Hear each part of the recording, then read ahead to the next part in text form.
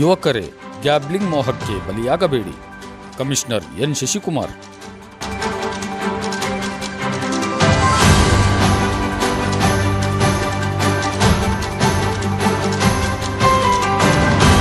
ನಮಸ್ಕಾರ ವೀಕ್ಷಕರೇ, SN ಟಿವಿಯ ಈ ವಿಶೇಷ ವರದಿಗೆ ಸ್ವಾಗತ. ನಾನು ಮಂಜುನಾಥ್ ಎಂಗುಡಿ. ವೀಕ್ಷಕರೇ, ಈ ವರದಿ 2-3 ದಿನದ ಹಳೆಯ ವರದಿ. ಆದರೂ ಕೂಡ ನಾವು ಇದನ್ನು ಪ್ರಸಾರ ಮಾಡ್ತಾ ಇದ್ದೀವಿ.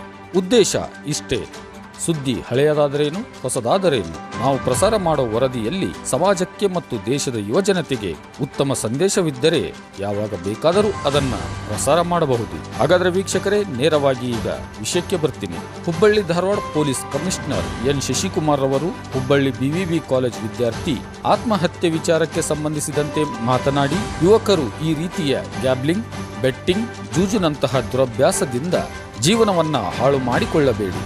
ತಂದೆ ತಾಯಿ ಕಷ್ಟಪಟ್ಟು ಶಿಕ್ಷಣಕ್ಕಾಗಿ ದೂರದ ಊರುಗಳಿಗೆ ಕಳಿಸಿರುತ್ತಾರೆ. ಈ ರೀತಿಯ ಗ್ಯಾಬ್ಲಿಂಗ್ ಗೇಮ್ಗಳಿಂದ ದೂರವಿದ್ದು ಒಳ್ಳೆಯ ಭವಿಷ್ಯ ರೂಪಿಸಿಕೊಳ್ಳಿ ಎಂಬ ಸಂದೇಶವನ್ನು ನೀಡಿದರು. ಹಾಗಾದರೆ ವೀಕ್ಷಕರೇ, ನಮ್ಮ Hubballi Dharwad police commissioner N Shashikumar ಅವರು ಯುವ ಜನತೆಗೆ ಹಾಗೂ ಶಾಲಾ ಕಾಲೇಜು ವಿದ್ಯಾರ್ಥಿಗಳಿಗೆ ಏನು ಉತ್ತಮವಾದಂತಹ ಸಂದೇಶವನ್ನು ನೀಡಿದ್ದಾರೆಂಬುದನ್ನ ಈಗ ನಾವು ನೋಡಿಕೊಂಡು ಬರೋಣ, ಬನ್ನಿ. ನಮಗೆ ಯಾವುದೇ ಕಾರಣಕ್ಕೂ ಅದನ್ನ ತಕ್ಕೊಳ್ಳುವಂತ ಹಕ್ಕಿಲ್ಲ. ಎಂಥ ಸಮಸ್ಯೆ ಇದ್ರೂ ಅದಕ್ಕೆ ಪರಿಹಾರ ಇರುತ್ತೆ. ಹಂಗಾಗಿ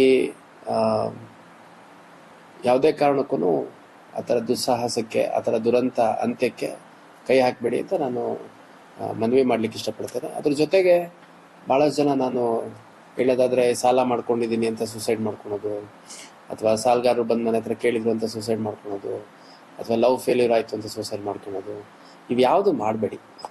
ಯಾಕಂದರೆ ಇದು ಲೈಫ್ ಭಾಳ ದೊಡ್ಡದಿದೆ.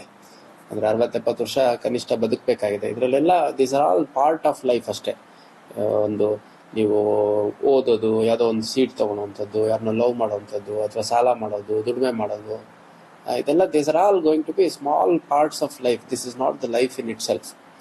ಸೊ ಹಂಗಾಗಿ ಆತ್ಮಹತ್ಯೆ ಮಹಾಪಾಪ ಅಂತ ಒಂದು ಕೆಲಸಕ್ಕೆ ಯಾರೂ ಕೈ ಹಾಕಬೇಡಿ ಅಂತ ಈ ಸಂದರ್ಭದಲ್ಲಿ, ಮತ್ತೆ ಸ್ವಲ್ಪ ಸುತ್ತಮುತ್ತ ಇರುವಂಥ ಸ್ನೇಹಿತರು, ಕುಟುಂಬ ಸದಸ್ಯರು ಅಥವಾ ಕಲೀಗ್ಸು ಅಬ್ಸರ್ವ್ ಮಾಡಿ. ಆ ಥರದ್ದೇನಾದರೂ ಸಾಲದ ಬಗ್ಗೆನೋ, ಅಥವಾ ಸೂಸೈಡ್ ಬಗ್ಗೆನೋ, ಲವ್ ಫೇಲ್ಯೂರ್ ಬಗ್ಗೆನೋ, ಅಥವಾ ಬೇರೆ ಯಾವುದೋ ಒಂದು ಸ್ಟ್ರೆಸ್ ಬಗ್ಗೆನೋ ಯಾರಾದರೂ ಮಾತಾಡ್ತಾ ಇದ್ದಾರೆ ಅಂದರೆ, ಅಂಥ ಸಂದರ್ಭದಲ್ಲಿ ಅವ್ರುಗಳಿಗೆ ಸ್ವಲ್ಪ ಮೋಟಿವೇಟ್ ಮಾಡಿ, ಅವ್ರನ್ನ try to bring them out of it. ಅಥವಾ ಸುಮಾರು ಸಂದರ್ಭದಲ್ಲಿ ಅವ್ರ ಕುಟುಂಬ ಸದಸ್ಯರಿಗೆ ಇವೆಲ್ಲ ವಿಚಾರಗಳು ಗೊತ್ತೇ ಇರೋದಿಲ್ಲ. ಈಗ ನೋಡಿ, ತಂದೆ ಇಲ್ಲ ಅಂತೇನೋ ಗೊತ್ತಾಯ್ತು ನನಗೆ, ಆ ಹುಡುಗನಿಗೆ ಇಂಜಿನಿಯರಿಂಗ್ ಮಾಡ್ತಾ ಇದ್ದಾನೆ, ತಾಯಿ ಒಬ್ಬರೇ, ಅದು ಕಷ್ಟಪಟ್ಟು ದುಡಿದು ಓದಿಸ್ತಾ ಇರೋದು. ಇನ್ನೊಂದು ವರ್ಷ ಓದಿದ್ರೆ ಇಂಜಿನಿಯರ್ ಆಗ್ತಿದ್ದ, ಕನಿಷ್ಠ 15-20 ಸಾವಿರ 30 ಸಾವಿರ ಸಂಬಳ ತಗೊಂತಿದ್ದ. ಆ ತಾಯಿ ಇಟ್ಕೊಂಡು ಅವ್ರ ಕುಟುಂಬಕ್ಕೆ ಆಸರೆಯಾಗಿ ನಿಲ್ಬೋದಿತ್ತು. ಇವತ್ತು ಅವನೇ ಸತ್ತ ಅಂತಂದ್ರೆ ಇನ್ನು ಯಾವ ಉದ್ದೇಶ ಇಟ್ಕೊಂಡು ತಾಯಿ ಬದುಕ್ತಾಳೋ ಗೊತ್ತಿಲ್ಲ. ಸೊ ಹಂಗಾಗಿ ಒಂದು ಸ್ವಲ್ಪ ಯೋಚನೆ ಮಾಡಿ, ನಿಮ್ಮ ಡಿಪೆಂಡೆಂಟ್ಸ್ ಯಾರಿದ್ದಾರೆ, ನಿಮ್ಮ ತಂದೆ ತಾಯಿಗಳು ಯಾರಿದ್ದಾರೆ, ನಿಮ್ಮ ಸಿಬ್ಲಿಂಗ್ಸ್ ಯಾರಿದ್ದಾರೆ, ಅವ್ರನ್ನೆಲ್ಲ ಯೋಚನೆ ಮಾಡ್ಕೊಂಡು ಸ್ವಲ್ಪ ಬೋಲ್ಡ್ ಆಗಿ ಲೈಫ್ನ ಫೇಸ್ ಮಾಡಿ ಅಂತ ಸಂದರ್ಭ ಹೇಳಿಕ್ಕೆ ಇಷ್ಟಪಡ್ತೀನಿ. ಅಲ್ಲ, ಗೊತ್ತಿಲ್ಲ ನನಗೆ ಎಕ್ಸಾಕ್ಟ್ಲಿ. ಇವಾಗ ಹುಡುಗರು ಹೇಳಿದ್ದು ಮಾಹಿತಿ ಪ್ರಕಾರ ಯಾವುದೋ ಒಂದು ಗೇಮಿಂಗ್ ಆ್ಯಪಲ್ಲಿ ದುಡ್ಡು ಕಳ್ಕೊಂಡಿದ್ದ ಅನ್ನೋಂಥದ್ದು. ಅದನ್ನು ನೋಡ್ತೀನಿ. ಇವಾಗ ಕಂಪ್ಲೇಂಟ್ ಏನು ಕೊಡ್ತಾರೆ, ಮತ್ತು ಪಾಸಿಬಿಲಿಟೀಸ್ ಏನಿದೆ ಅನ್ನೋದು ನೋಡಬೇಕು. ಇವಾಗ ನಾವು ನೋಡ್ತಾ ಇದ್ದೀವಿ, ಕೆಲವು ಕಡೆ ಎಲ್ಲ ಲೈಸೆನ್ಸ್ಡ್ ಗ್ಯಾಮ್ಲಿಂಗ್ ರೀತಿಲಿ ಕೆಲವು ಆ್ಯಪ್ಸ್ ನೋಡಿದ್ದೀವಿ. ನಿಮ್ಮದೇ ಕ್ರಿಕೆಟ್ ಮ್ಯಾಚ್ ಮಾಡ್ಕೊಳ್ಳಿ, ನಿಮ್ಮದೇ ಕ್ರಿಕೆಟ್ ಟೀಮ್ ಮಾಡ್ಕೊಳ್ಳಿ, ರಮ್ಮಿ ಮಾಡ್ಕೊಳ್ಳಿ. ಅನ್ಫಾರ್ಚುನೇಟ್ಲಿ ದೊಡ್ಡ ಮಟ್ಟದಲ್ಲಿ ಅದು ಅಡ್ವರ್ಟೈಸ್ಮೆಂಟ್ ಕೂಡ ಆಗ್ತಾ ಇದೆ.